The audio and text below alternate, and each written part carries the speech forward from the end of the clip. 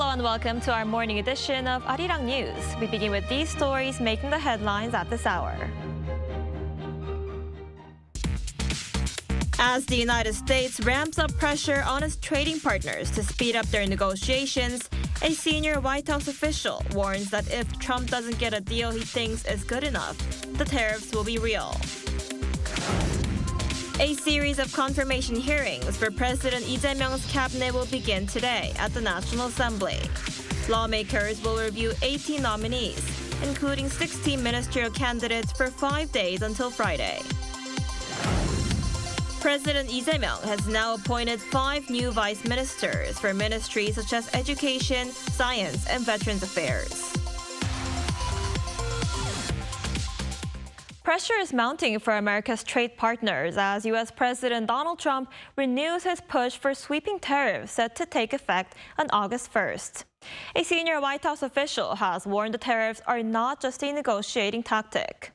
Our foreign affairs correspondent Oh Soo-young starts us off. Washington has emphasized its reciprocal tariffs on trading partners will take effect from next month if President Donald Trump doesn't get a deal he likes. On Sunday local time, in an interview with ABC News, White House National Economic Council Director Kevin Hassett said if President Donald Trump doesn't get a deal he thinks is good enough, the tariffs will be real. Hassett implied that Trump was not satisfied with some sketches of deals negotiated by Commerce Secretary Howard Lutnick and others on his trade team, and believes the deals need to get better. This comes after Trump sent letters to 25 countries over the past week, notifying them of their blanket tariff rates. South Korea, Japan, and Malaysia were handed 25% tariffs, while Mexico and the European Union on Saturday were told to pay up 30%. Regarding the higher 50% rate announced for Brazil, Hassett said Trump had been very frustrated with bilateral negotiations with Brazil and its actions. Trump has also accused the incumbent government of targeting its former president Jair Bolsonaro. In response to Trump's letter, European Commission President Ursula von der Leyen announced that the EU will delay its own imposition of retaliatory tariffs on US goods, originally scheduled to take effect on Monday, until early August. Acknowledging Washington's notice over the weekend, von der Leyen indicated that Brussels prefers to negotiate to seek a solution within the given timeframe. The EU initially prepared a first round of retaliatory tariffs in response to US duties on European steel and aluminium, targeting €21 billion worth of American goods with additional duties. While showing willingness to negotiate, European leaders, including French President Emmanuel Macron, have also voiced determination to defend European interests. Meanwhile, Mexican leader Claudia Sheinbaum struck an optimistic tone, saying she is confident she can reach a deal, saying Trump's letter indicates his intention to negotiate. Oh Soo-young, Arirang News. The South Korea is now tasked with navigating challenges regarding the alliance with the United States on issues such as tariffs and sharing the burden of costs needed for U.S. troops. For more on what lies ahead for relations between Seoul and Washington, we're joined by Dr. Bruce Bennett, adjunct defense researcher at RAND Corporation. Thank you, my pleasure. Right, thanks for joining us. So as we just heard in our previous report, White House official now warns Trump's tariff threat will be real on August 1st. How do you think the tariff negotiations between Seoul and Washington will unfold? Well, I think you have to look at the fact that Trump has made some specific requests of South Korea. One of those specific requests, also made by his Secretary of Defense, that South Korea raise its defense budget to 5%.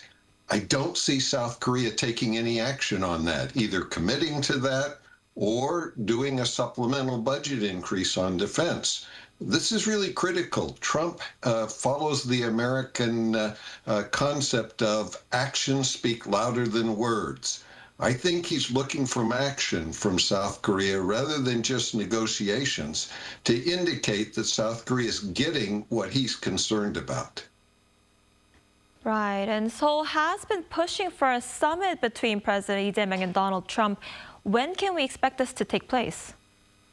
I think you've got to show those actions first. I think President Trump is looking for clear indication that he's got a cooperative relationship going with President Lee. that they can work together and they can make some meaningful progress.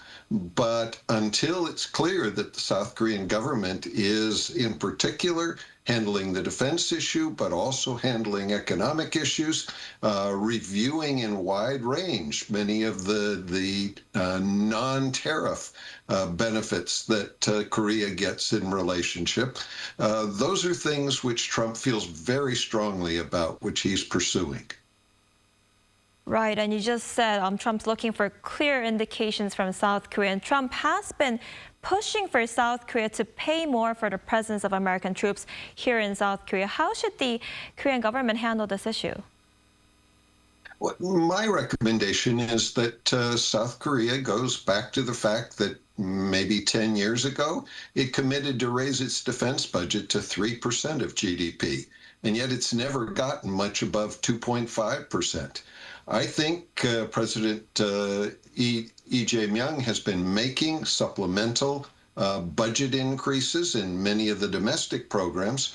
A supplemental budget increase of 5 trillion won for defense would be a clear indication that he was understanding what President Trump was interested in. This is not for burden sharing. This would be to increase the capabilities, the weapon systems and capabilities of the South Korean military as the size of its forces are declining so substantially. And that would be a pretty clear indication that he's got the message and he's prepared to be responsive to President Trump. Right, you just talked about the size of the troops, and what's also very concerning for Korea is that a U.S. think tank reportedly recommended a reduction of U.S. forces in Korea. How do you think South Korea should handle this issue? Well, I think we have to remember that the think tank that made that recommendation is a very progressive think tank. The sense that President Trump will take their recommendations, probably not too high, unless he feels that he's not getting the reactions he's looking for from the South Korean government. His administration has said that they want to shift the attention of USFK a little bit more towards China, maybe a bit more than just a little bit. To do that, we need to have a South Korean increase in capability to meet the gaps that may develop.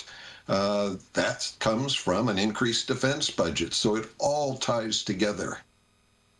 I see. And as yet, neither South Korea or the U.S. have appointed ambassadors to each other's countries.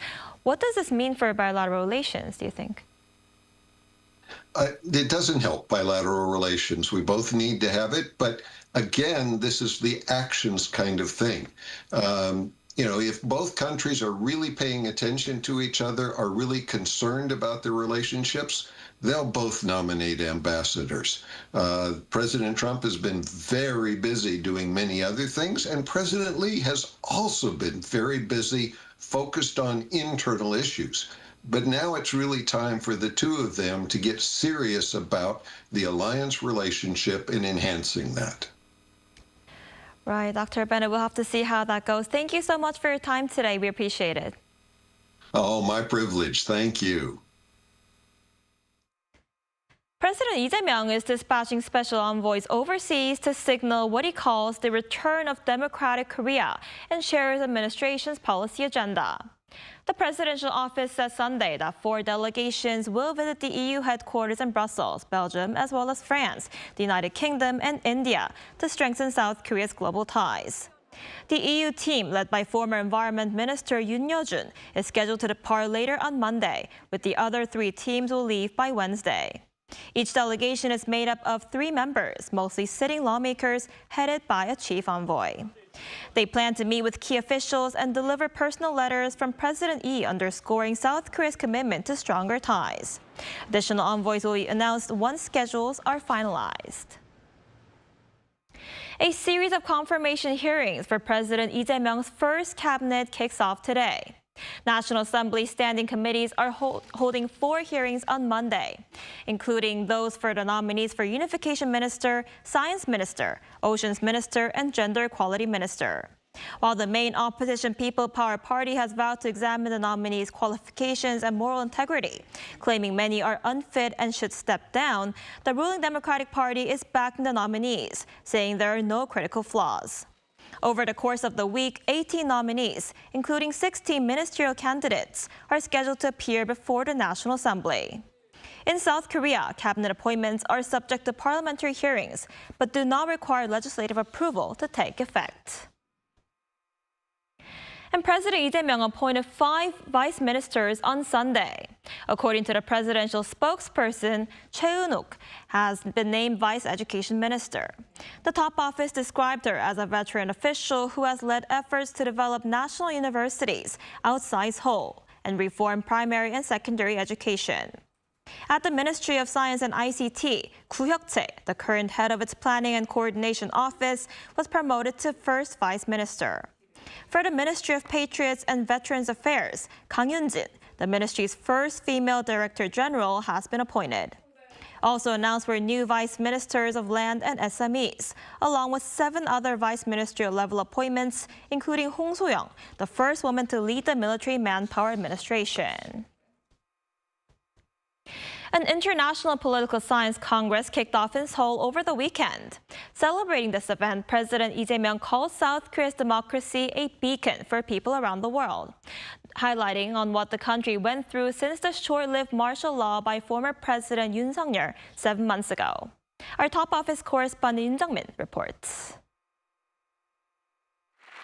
Standing before a global audience, the South Korean leader Lee Jae-myung's message of the resilience of democracy was loud and clear. 우리 대한 국민이 보여준 놀라운 회복력과 민주주의의 저력은 대한민국의 것인 동시에 전 세계인들의 것입니다.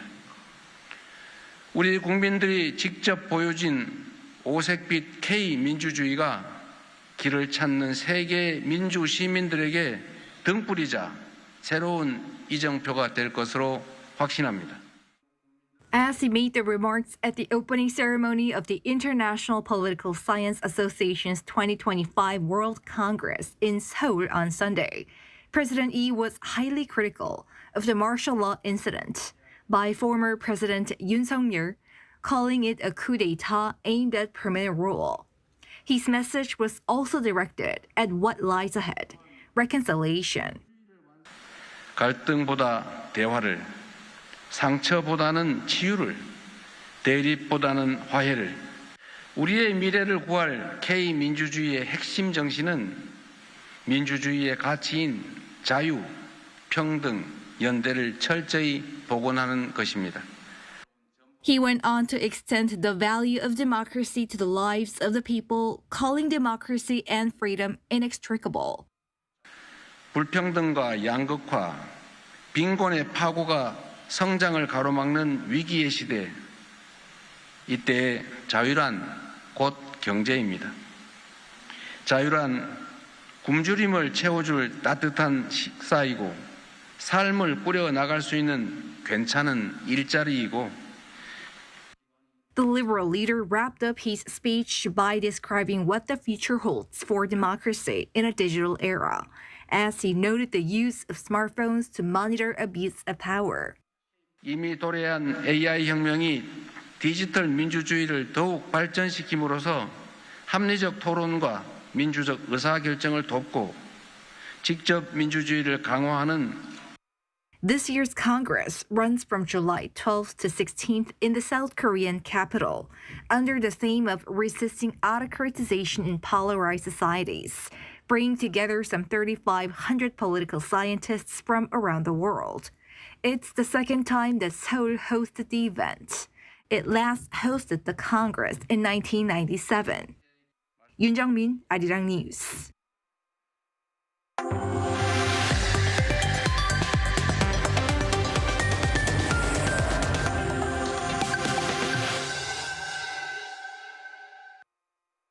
North Korean leader Kim Jong-un has reaffirmed Pyongyang's full alignment with Moscow on all strategic matters, following his meeting with Russian Foreign Minister Sergei Lavrov over the weekend. According to state media, the two leaders met in Wonsan, North Korea's newly opened coastal resort area. Kim emphasized their complete agreement on key international and regional issues, underscoring North Korea's unconditional support for Russia's military objectives in Ukraine. Lavrov, in return, reaffirmed Russia's commitment to deepening strategic cooperation and strengthening bilateral ties with Pyongyang. And North Korea's Mount Kumgang has been named a UNESCO World Heritage Site, while a set of prehistoric rock carvings in South Korea has also been added. Our Lee Seung-jae takes a look at the latest UNESCO World Heritage inscriptions for the two Koreas. During the 47th session of the UNESCO World Heritage Committee in Paris on Sunday, a new addition for both South Korea and North Korea was added to the list. First, North Korea's Mount Kumgang, a scenic mountain known for its beauty, was named a UNESCO World Heritage Site. Listed officially as Mount Kumgang, Diamond Mountain from the Sea, the inclusion comes as the International Union for Conservation of Nature, which serve as advisory bodies to the World Heritage Committee, recommended the inclusion in May. According to UNESCO's website, Mount Kumgang is a strikingly beautiful mountain with numerous peaks and curious rocks amounting to some 1,200 waterfalls and pools formed by crystal-like clear waters flowing from hundreds of gorges, as well as with the seascape stretched along the coastline. The mountain is North Korea's third World Cultural Heritage Site after the complex of Goguryeo tombs in 2004 and the historic monuments and sites in Kaesong in 2013. Meanwhile, a set of prehistoric rock carvings located in South Korea's Ulsan has also been added to UNESCO's World Heritage List. Petroglyphs along the Pangucheon stream were officially recognized for their significant cultural value in Paris. Located along the Pangucheon stream, a tributary of the Taewon River in Ulsan, some 360 kilometers southeast of Seoul. The petroglyphs are carved into vertical cliffs, depicting prehistoric hunting scenes and animals. According to the committee, the carvings are masterpieces created through the creativity of prehistoric people. And for South Korea, the inclusion of the prehistoric art spanning some 6,000 years was a long time coming. The Korean Heritage Service will do its best to protect the value of the Pangucheon petroglyphs as a common heritage of mankind and to preserve and utilize them well. With the latest addition, the country now has 17 entries on the UNESCO World Heritage List. Lee Seung-jae, Arirang News.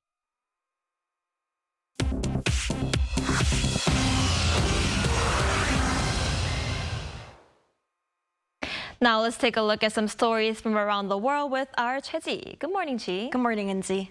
So, Ji, let's start with France announcing an accelerated military spending plan. Right, so the French president has unveiled a plan to speed up France's spending on its armed forces by 2027.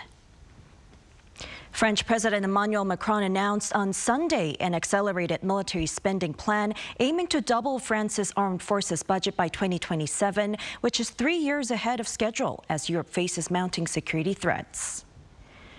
On July 13th, Macron announced an additional $7.6 billion in defense funding over 2026 and 2027, pushing France's military budget to $74.8 billion in 2027, which would be double the $37.64 billion in annual spending when Macron took office in 2017. Making an address to the armed forces on the eve of the Bastille Day national holiday, Macron described the move as essential in response to unprecedented threats, including Russia's aggression, nuclear proliferation, terrorism, and global instability. He said, "To be free in this world, we must be feared. To be feared, we must be powerful." He also said details on the 2026 budget plans will be announced on Tuesday by the Prime Minister. In the United States, a fast-moving wildfire near the Grand Canyon's North Rim has forced a full evacuation and destroyed key infrastructure. Park authorities said Sunday that the Grand Canyon Lodge, the only lodging inside the park at the North Rim, had been destroyed by the flames and evacuation orders were issued. The blaze, dubbed the Dragon Bravo Fire, rapidly grew to more than 20 square kilometers, consuming the historic Grand Canyon Lodge, visitor center, administrative offices, and a wastewater treatment plant. Park authorities evacuated all staff and approximately 500 visitors from the North Rim, which opens seasonally. The wastewater plant fire triggered a chlorine gas leak, leading officials to restrict access to inner canyon trails until air quality is verified.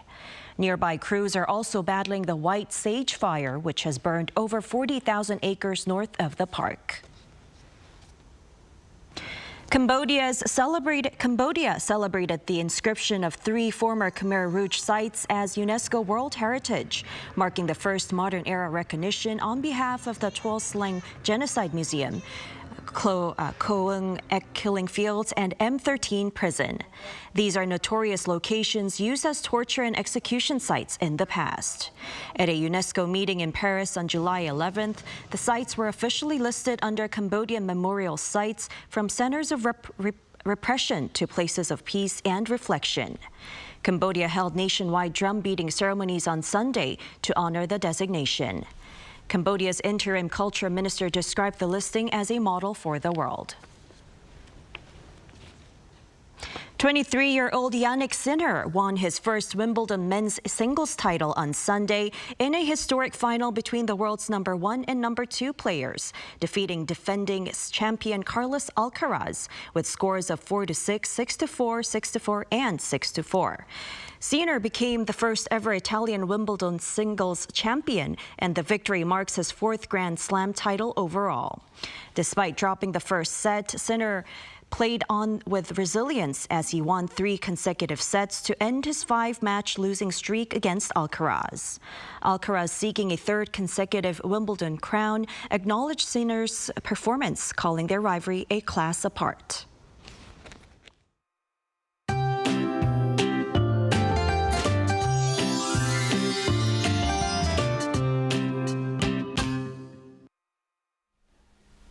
Grab your umbrella on your way out. Rain that's falling in eastern regions will expand nationwide, reaching the capital area in Chungcheongdo provinces as early as this morning. And this round, the rain should taper off by tomorrow evening. A preliminary rain advisory is in place for east of Gangwon-do province, where intense downpours of around 50 millimeters per hour could lash down from this afternoon, with up to 120 millimeters expected through tomorrow. And a strong wind advisory could also be issued for the East Coast. But on a positive note, the heat wave alerts have all been lifted thanks to this rain. Temperatures will be as much as 9 degrees cooler than Sunday. Seoul Daejeon getting up to 28 degrees, Daegu topping out at 31 degrees Celsius this afternoon. Well, this rain is truly a welcome sight, as the prolonged heat and sunny skies have caused severe damage to agricultural crops. This week, we will see frequent rain, though temperatures will be still hovering around 30 degrees Celsius here in the capital. Take care and keep an umbrella handy.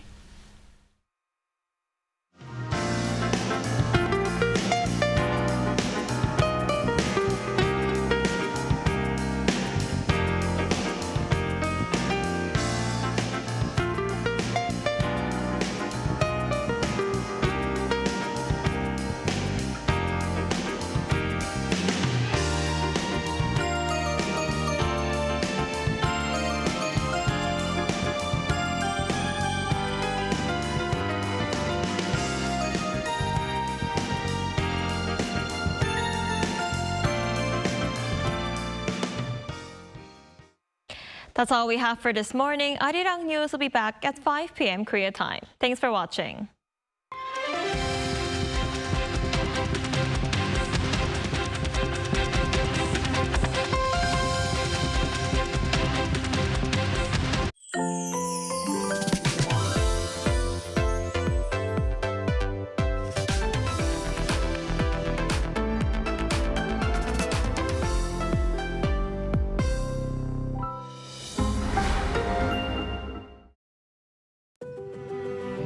도시는 세계와 연결되어 문화를 창조했고 새로운 것을 받아들였다. 함께여서 우리는 더 자유롭고 더 멀리 갈 수 있어. 닫힌 문이 아니라 열린 질문으로. 나에게 에이펙은 자유, 융합, 국제성, 다양성, 포용, 개방. 신라의 정신이 에이펙 2025로 이어집니다. How to survive in Korea. Cafes. Step 1. Find a seat. Before ordering, find a seat.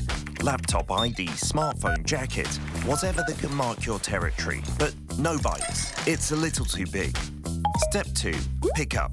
We do not ask or call your name. We call out, B69 고객님. The buzzer will vibrate when your order is ready at the counter. Wait, got your straw? Keep the top of the wrapper on. Doing this is more hygienic. Step 3. Cafe etiquette. If you need to use your laptop, find a seat next to a socket. No extra charge for using electricity. But if you're staying over 3 hours, how about ordering another drink or dessert? Step 4. Last bite standing. There's a mysterious custom in Korea. The last bite standing. When there's about 1 bite left of that cake, nobody will go for it. You might be tempted, but don't be hasty.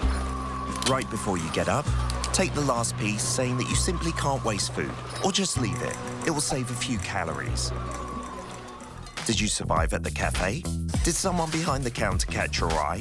Go for the same drink every single day. 오늘도 아이스 말차 라떼 드실 거죠? You might make an impression.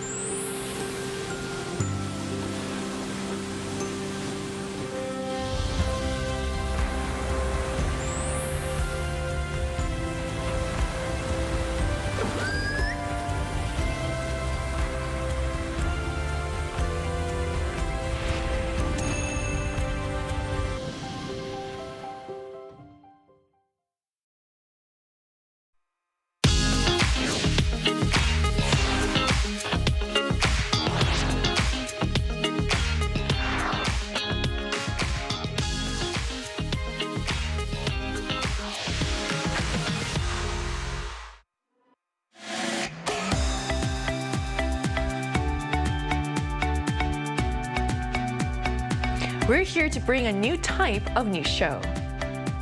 New insights, new styles, and new topics every day. We are News Generation. Bringing news just for you. It's Monday, July 14th here in Seoul. I'm Lee Soo-jin, and this is News Generation. Joining us today is Park Ki-hoon. Thanks for having me. Happy Monday. And Kwon Ju-yeon. Happy Monday. And both are here to speak on behalf of people in their 20s and 30s. So it's Monday, which means we're kicking off a brand new work week. I hope everyone had a restful weekend and managed to stay cool, though with the kind of heat we've been seeing lately, I know that's easier said than done. The summer temperatures have been relentless, making it tough to enjoy outdoor plans. And as the heat drags on, it's not just uncomfortable, it's starting to raise real concerns about our health as well as our environment. So Kyun, how have you been coping with the extreme heat? Not very well, to be honest. I'm sure like everyone else was suffering from the heat wave. As much as I try to avoid the heat, I sometimes try to fight it, which sounds a little odd, but yesterday I played almost 4 hours of soccer in the morning from like as early as 5:30 a.m., which is considered, I guess, less hot during the day compared to during the day. Some may think I'm a little crazy playing soccer outdoors, but once you sweat it all out, take a warm shower, hydrate yourself and eat well with good quality sleep, you actually feel more energized and become more, I guess, tolerant to the heat. At least that's what I experienced. And also, staying under the AC is always good, but you can actually get sick from overexposure to air conditioning. And I've seen a lot of people get sick lately, catching a cold. So I think maintaining the adequate feel-like temperature throughout the day is key to staying cool and not catching a cold. And of course, like I mentioned in previous episodes, hydrating yourself with room temperature water is much better than ice cold water.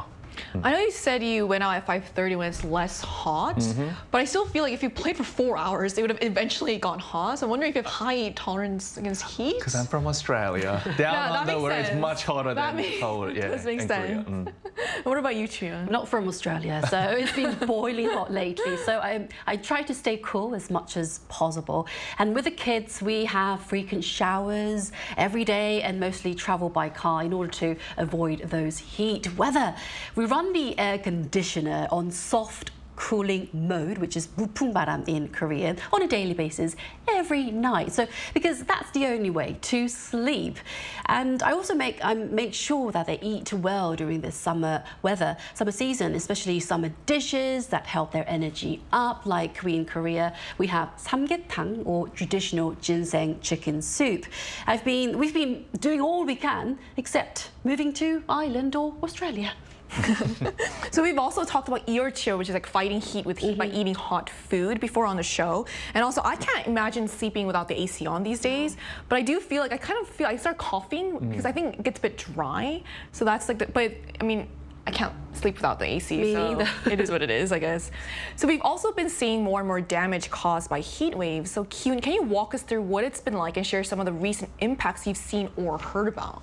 Sure. Last Tuesday on the 8th, Seoul recorded the hottest day this year, reaching 37.8 degrees Celsius, and the hottest temperature in early July since weather-related data began being recorded in 1907 and breaking the 118-year record.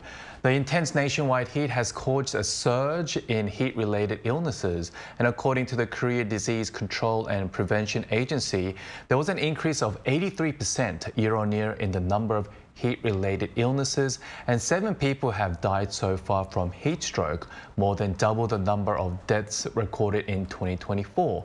Furthermore, roads are experiencing plastic deformation with asphalt bulging or being pushed outward, and also livestock are dying one after another because of the heat. Plus, starting today, the government implemented new regulations requiring employers to provide outdoor workers with at least 20-minute break every 2 hours during periods of extreme heat.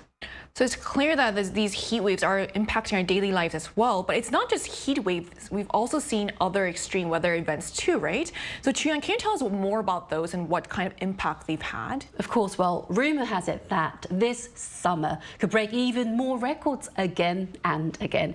With the monsoon season effectively over, experts now warn that the extreme heat may stretch into August and possibly into November, with t-shirt wearing lasting late into autumn like last year.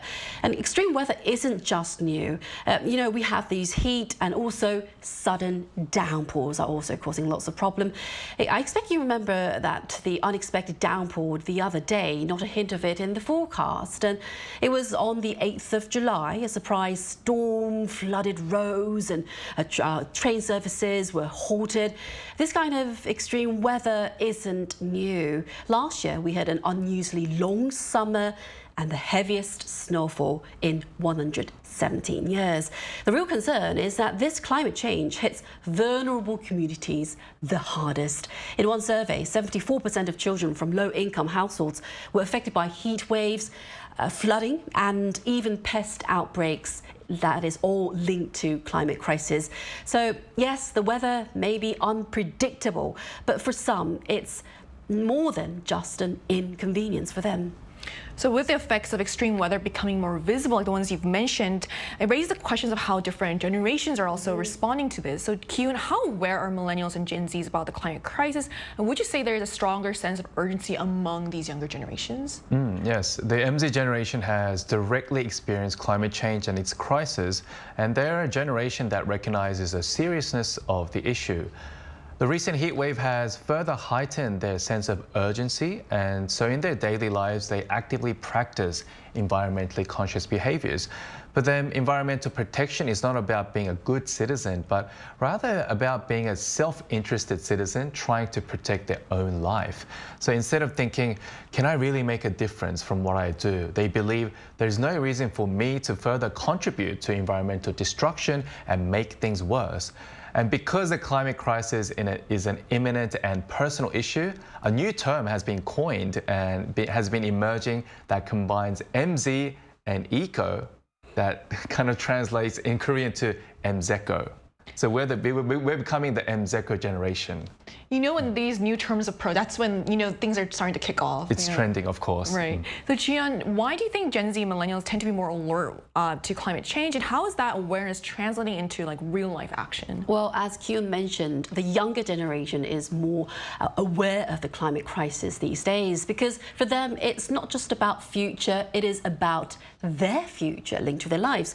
They know they will be the ones dealing with this problem for decades to come. Environmental education in schools, along with easy access to information through YouTube channels and social media, has also shaped their awareness. As a result, Gen Zs are actively changing their lifestyles. Many choose second-hand fashion over fast fashion, adopt plant-based diets, and look for alternative meats like tofu and mushrooms. Teachers and climate educators often speak highly of how proactive and informed this generation is. And they also take part in lots of activities, movements in their lives, like plogging, picking up rubbish while jogging, and beach combing, walking along the shore to pick up some waste and lost item. And they practice zero waste living, which is all about reusing, recycling, and refusing single-use items as part of their daily habit. So Gen Z isn't just living green, they are actually leading it. Right, so this obviously isn't a crisis that's unique to Korea. Kyun, how have extreme weather conditions been affecting other countries around the world? It's not just happening here in Korea. Europe, Japan, and the United States are all experiencing frequent heat-related deaths, blackouts, and wildfires due to abnormal weather conditions. So in France, underground power lines overheated from extreme heat have caused power outages. Some tourist destinations like Greece have even restricted tourist access due to the heat wave. Additionally, there is a global rise in what is being called climate depression, a type of depressive disorder defined by the American Psychological Association. It refers to the underlying anxiety people face, asking, how are we supposed to live under such extreme climate conditions? And sadly, young people are more affected by this type of disorder, emerging disorder, more than the older generation, as they face the prospect of living longer in Earth under worsening climate conditions. So, Chiyun, what about Gen Zs and millennials overseas? How are they responding to the climate crisis, and what kind of actions have they been taking? Well, the younger generation overseas are also showing some strong interest in environmental issues as well. In the US and Europe, secondhand shopping is quite common, and recycling and upcycling are part of their everyday life. When I was in the UK, I saw many parents visiting those secondhand shops with their kids. It was kind of a weekend outing, really. In countries like Germany and Sweden, many young people actively participate in climate protest. And it's clear that Greta Thunberg, the well-known young climate activist, has really inspired this generation. She made a speech at 2019 UN Climate Action Summit. She was only 15 years old, and soon after, she captured the world's attention with her powerful words. Do you remember that? How dare you? That is right. That's right. How dare you? How dare you? She said that several times. Well, her powerful speeches at global forums inspired millions of young people to speak up. I think it's really telling that it's the young people that are truly getting involved in this.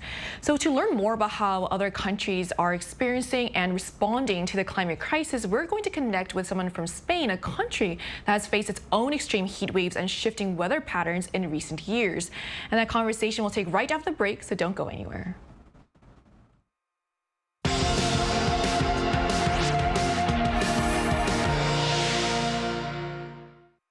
NewsGen wants to hear from you. Go to YouTube and search our channel Arirang News. Click Community and leave a comment down below.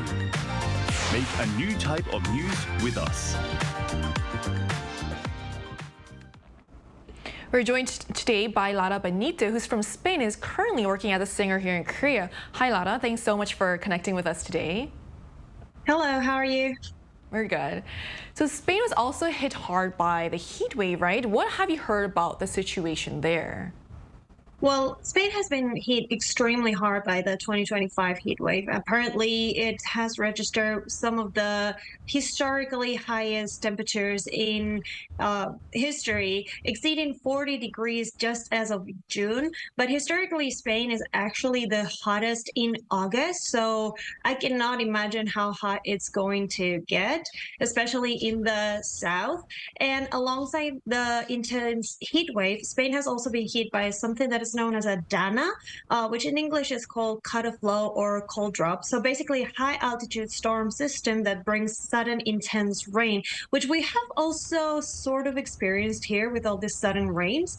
But these have caused extreme storms, flash floods, and sadly disappearances of people. The most recent one being a woman and her child who have been missing for several days, and except the intensive rescue operations, they cannot be found still. So it is like a global phenomenon that everyone is experiencing. So are people in Spain also interested in environmental issues? And if so, what are some ways they're putting in that interest, putting that interest into action? Sorry. Yeah, so definitely Spanish youth are very deeply engaged, and about 82% of Spaniards view climate change as the top challenge of our century. There's a movement called Fridays for Future that is seeing a high participation in Spain. Apart from that, we have protests, but also I think it's the young people who are most interested into recycling. In Spain, recycling is not as strong or as heavy as it is in Korea. It's something optional, something that you can do, but it's not mandatory as in Korea. So the younger generation is the one who is actually actively recycling, reusing, and as you guys have said, upcycling everything. I see, Lala. Then given the urgency of climate crisis, what do you think we should be doing right now, both individually or collectively? And collectively, that is. Well, individually, it's actually very complicated. It's very limited of what we can do, apart from recycling and doing everything we can to reduce everything like waste and all those kind of unneeded things. But in the case of Spain, it's actually a very sad case because Spain is one of the most naturally gifted countries in Europe, and when it comes to renewable energy, but the country has not been tapping into that. And by a European study, according to studies, if Spain fully exploited its natural renewable resources, it could not only become self-sufficient, but also a net exporter of clean electricity to the rest of Europe. So we could be providing electricity, like clean electricity, and this would solve a huge part of the environmental problems right now.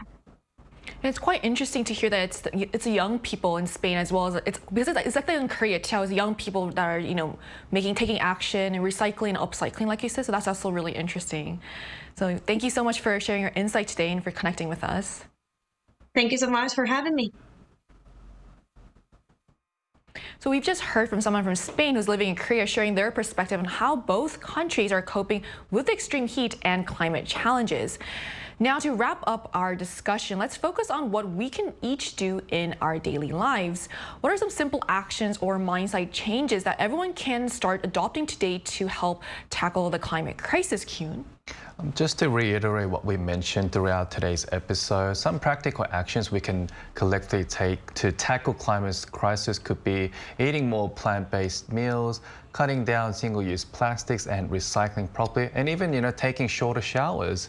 But in terms of mindsets, I think shifting your thoughts of maybe I'm not doing enough, would this really help change the world, to every step I take adds up, I'm doing this to improve my quality of life here on Earth, and finally focusing on progress, not perfection, and trying to work in groups and communities can really amplify the positive impact you make to the environment. And I think, when we talk about climate change, it seems like a big kind of global issue that I really can't do much to change things. But like we've been talking about all day, these little things really accumulate and make big differences. So if everyone has a similar mindset, and when we can work in groups and communities, that's when we start making a big impact, like a positive impact. And then it starts with small things, but people don't really think about these small things when they live their everyday lives. But look, we've experienced like the hottest early July temperature here in Seoul, and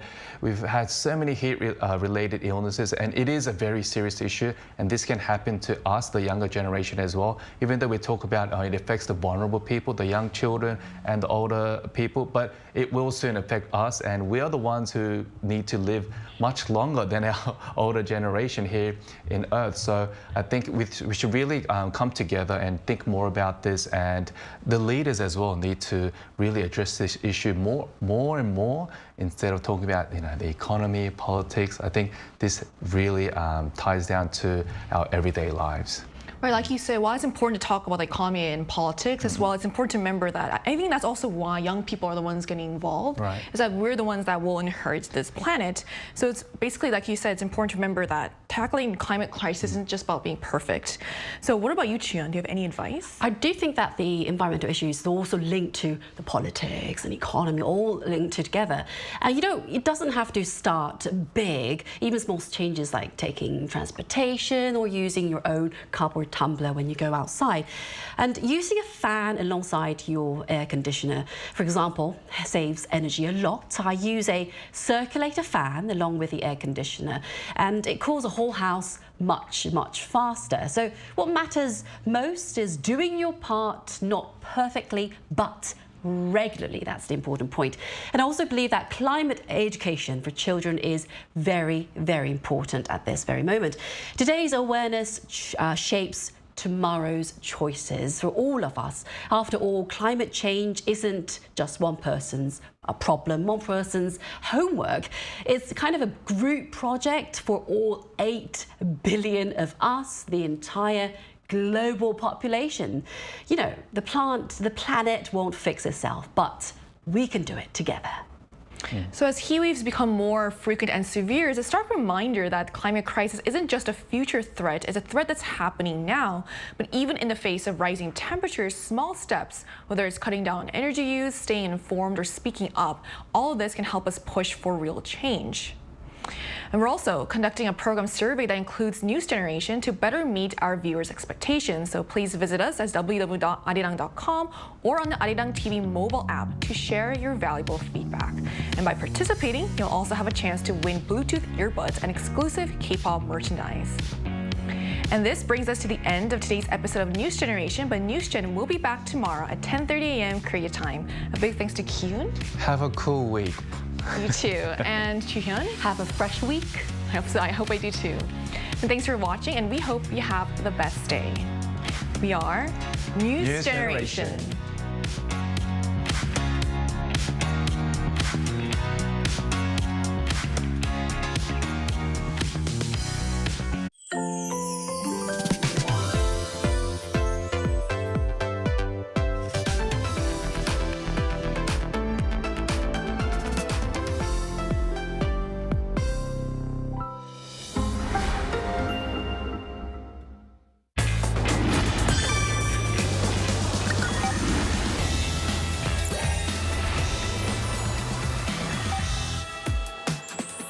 A country where traditional and modern cultures coexist. Where you can explore spectacular landscapes and nature. Savor the delights of traveling at every turn. Where? Korea, of course. There are some must-visit places in Korea. Ones that appear in every tour guidebook: Kumgang River, Gyeongbokgung Palace from the Joseon Dynasty, and Yes, these are essentials, but I want to go somewhere a little different. I don't have to follow the guidebook. For example, filming locations for K-pop music videos or K-dramas and movies. traveling is all about taking it slow. A long walk at your own pace, or even zoning out somewhere quiet. Doesn't it sound relaxing? You travel for the experience, trying something new in a foreign place, de-stressing and making lifetime memories, taking tons of pictures along the way. 70% of the Korean territory is mountainous. Naturally, hiking is a very popular pastime in Korea. Not your kind of activity? Trust me, the view will make the effort worth it. Just catch your breath by the cold stream in the valley. Korea is surrounded by the sea on three sides. From the beach, you can enjoy a wide open